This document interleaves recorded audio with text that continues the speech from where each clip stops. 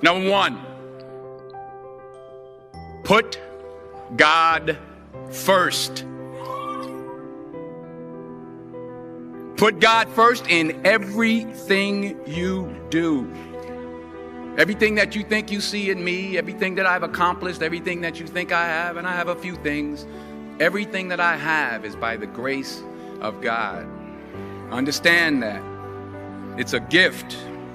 40 years ago, March 27th, 1975, it was 40 years ago, just this past March, I was flunking out of college. I had a 1.7 grade point average. I hope none of you can relate. I had a 1.7 grade point average. I was sitting in my mother's beauty shop. They still call it beauty shops now? What they call it now? Yeah, I was sitting in the beauty parlor.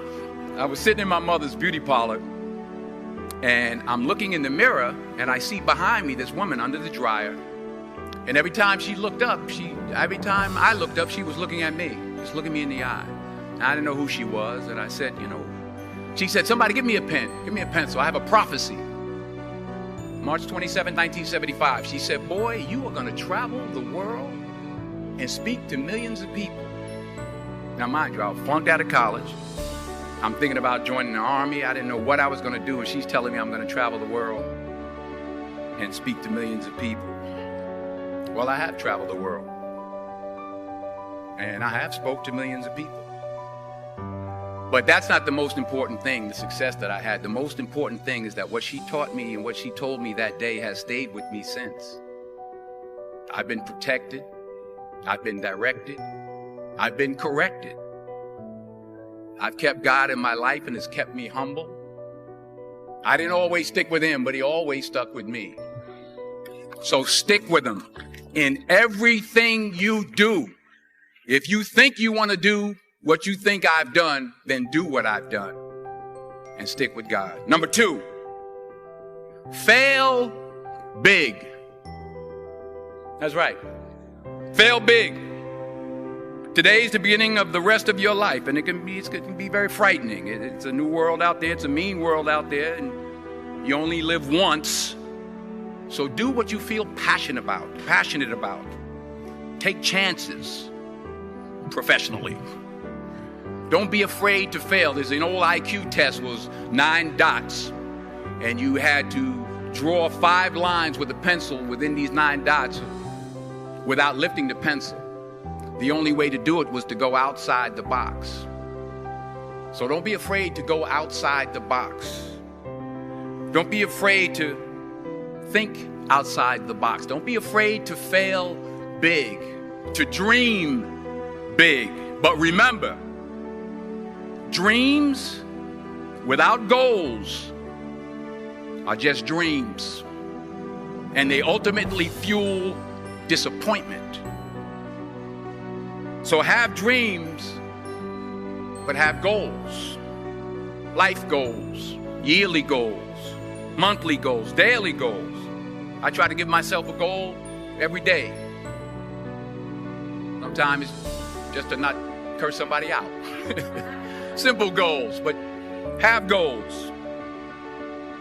And understand that to achieve these goals, you must apply discipline and consistency.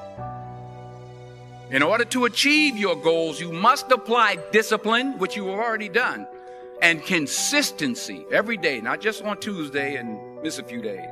You have to work at it every day. You have to plan every day. You've heard the saying, we don't plan to fail, we fail to plan. Hard work works. Working really hard is what successful people do. And in this text, tweet, twerk world that you've grown up in, remember, just because you're doing a lot more doesn't mean you're getting a lot more done. Remember that. Just because you're doing a lot more doesn't mean you're getting a lot more done. Don't confuse movement with progress. My mother told me, she said, yeah, because you can run in place all the time and never get anywhere. So continue to strive, continue to have goals, continue to progress. Number 3, you'll never see a U-Haul behind a hearse. I'll say it again. You'll never see a U-Haul behind a hearse. I don't care how much money you make, you can't take it with you. The Egyptians tried it. They got robbed. That's all they got. You can't take it with you. And it's not how much you have. It's what you do with what you have. We all have different talents. Some of you will be doctors, some lawyers, some scientists, some educators, some nurses, some teachers. Yeah, okay. Some preachers. The most selfish thing you can do in this world is help someone else. Why is it selfish? Because the gratification, the goodness that comes to you, the good feeling that I get from helping others, nothing's better than that. Well, one or two things, but nothing's better than that. Not jewelry, not big house I have, not the cars, but it's the joy. That's where the joy is, in helping others. That's where the success is, in helping others. Finally, I pray that you put your slippers way under the bed tonight, so that when you wake up in the morning, you have to get on your knees to reach them. And while you're down there, say thank you for grace. Thank you for mercy. Thank you for understanding. Thank you for wisdom. Thank you for parents.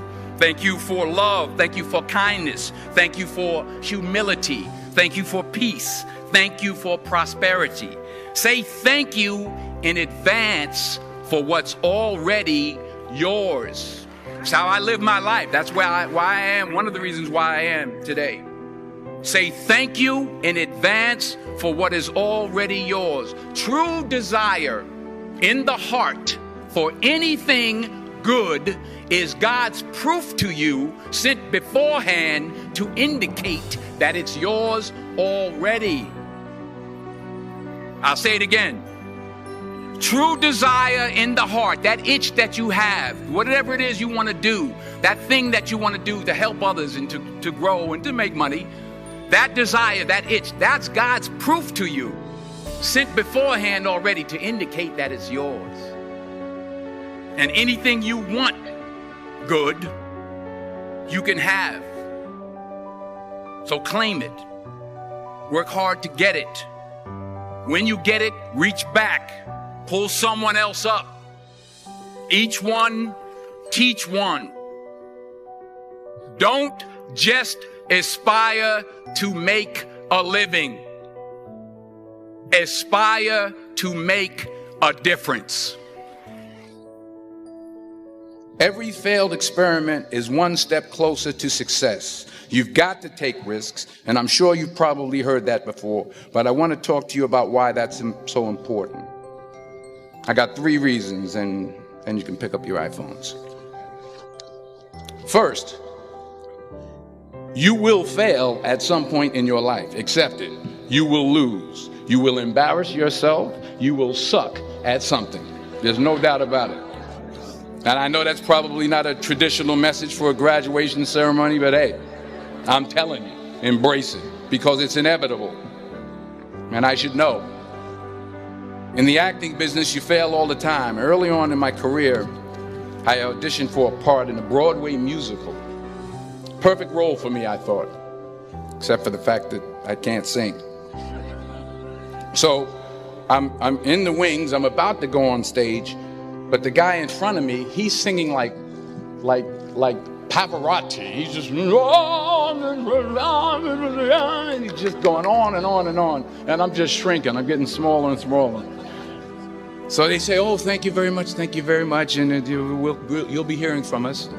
So I come out with my little sheet music, and it was Just My Imagination by The Temptations. That's what I came up with.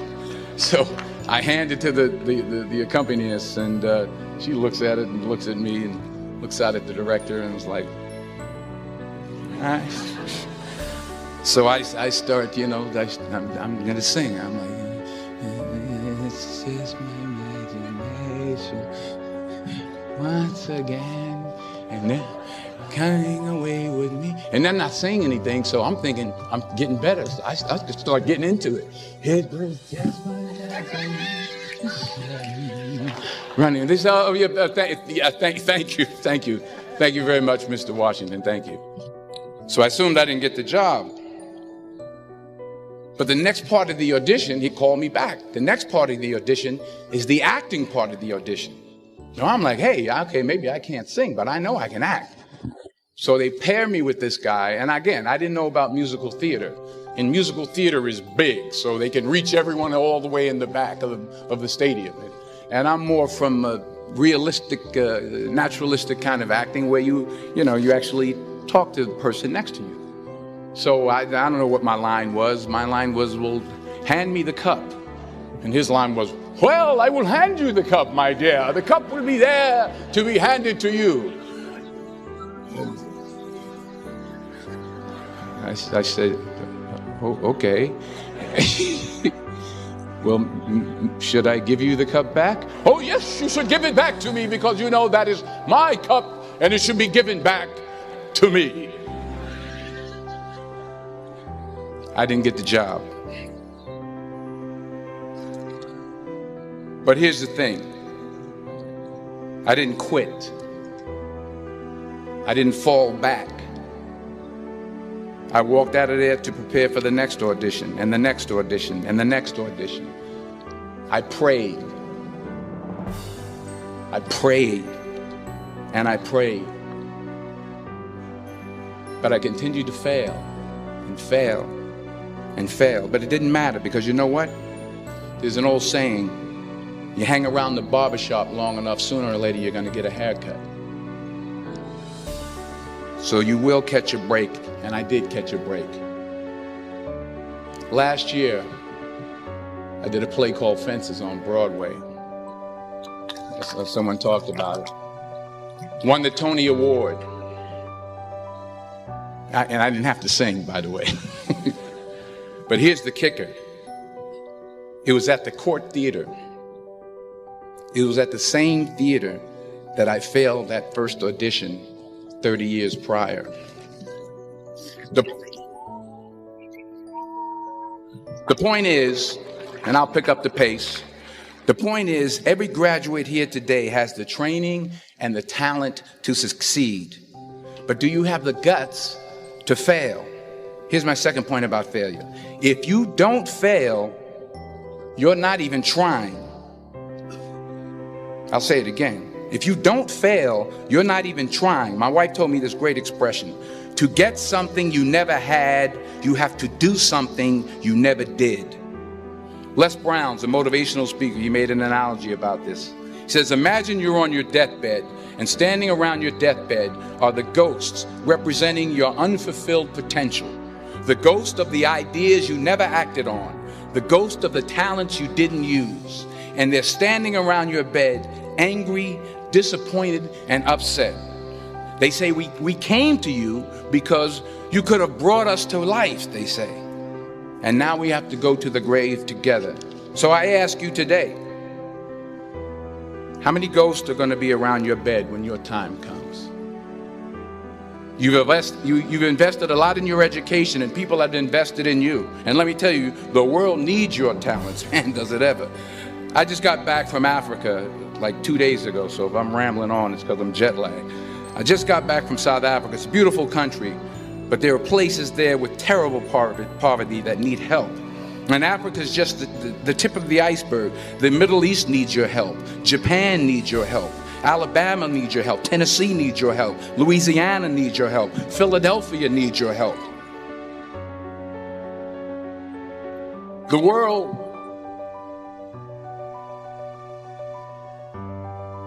world needs a lot, and we need it from you. We really do. We need it from you young people. I mean, I'm not speaking for the rest of us up here, but I know I'm getting a little grayer. We need it from you, the young people, because remember this. So you got to get out there.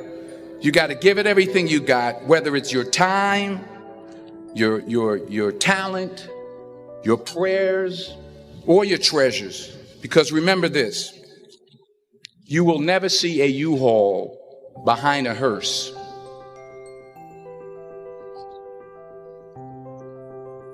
I'll say it again. You will never see a U-Haul behind a hearse. You can't take it with you. The Egyptians tried it, and all they got was robbed. So the question is, what are you going to do with what you have? I'm not talking about how much you have. Some of you are business majors. Some of you are theologians, nurses, sociologists. Some of you have money. Some of you have patience. Some of you have kindness. Some of you have love. Some of you have the gift of long suffering. Whatever it is, whatever your gift is, what are you going to do with what you have? All right, now here's my last point about failure. Sometimes it's the best way to figure out where you're going. Your life will never be a straight path. I began at Fordham University as a pre-med student. I took a course called cardiac morphogenesis. I still can't say it. Cardiac morphogenesis. I couldn't read it. I couldn't say it. I sure couldn't pass it. So then I decided to go into pre-law, then journalism. And with no academic focus, my grades took off in their own direction. Yeah, down. I was a 1.8 GPA one semester, and the university very politely suggested that it might be better to take some time off. I was 20 years old. I was at my lowest point. And then one day, and I remember the exact day, March 27th, 1975, I was helping my mother in her beauty shop. My mother owned a beauty shop up in Mount Vernon. And there was this older woman who was considered one of the elders in the town. And I didn't know her personally, but I was looking in the mirror, and every time I looked at the mirror, I could see her behind me, and she was staring at me. She just kept looking at me. Every time I looked at her, she kept giving me these strange looks. So she finally took the dryer off her head and she said something I'll never forget. First of all, she said, "Somebody give me a piece of paper. Give me a piece of paper." She said, "Young boy, I have a prophecy, a spiritual prophecy." She said, "You are going to travel the world and speak to millions of people." Now, mind you, I'm 20 years old. I'm flunked out of school. In fact, like a wise ass, I'm thinking to myself, maybe she's got something in that crystal ball about me getting back into school next fall. But maybe she was on to something, because later that summer, while working as a counselor at a YMCA camp in Connecticut, we put on a talent show for the campers. And after the show, another counselor came up to me and asked, "Have you ever thought about acting? You're good at that." So when I got back to Fordham that fall, I got in and I changed my major once again for the last time. And in the years that followed, just as that woman prophesied, I have traveled the world and I have spoken to millions of people through my movies. Millions who up till this day couldn't see me, who up till this day I couldn't see while I was talking to them, and they couldn't see me. They could only see the movie. They couldn't see the real me. But I see you today, and I'm encouraged by what I see. And I'm strengthened by what I see. And I love what I see.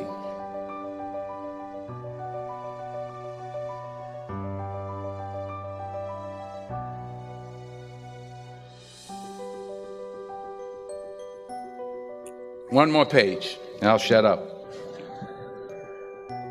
Let me conclude with this one final point, and actually the president kind of brought it up. It has to do with the movie Philadelphia. She stole my material. Many years ago, I did this movie called Philadelphia. We filmed some of the scenes right here on campus. Philadelphia came out in 1993. Most of you were probably still in diapers. Some of the professors too. But that cracked me up.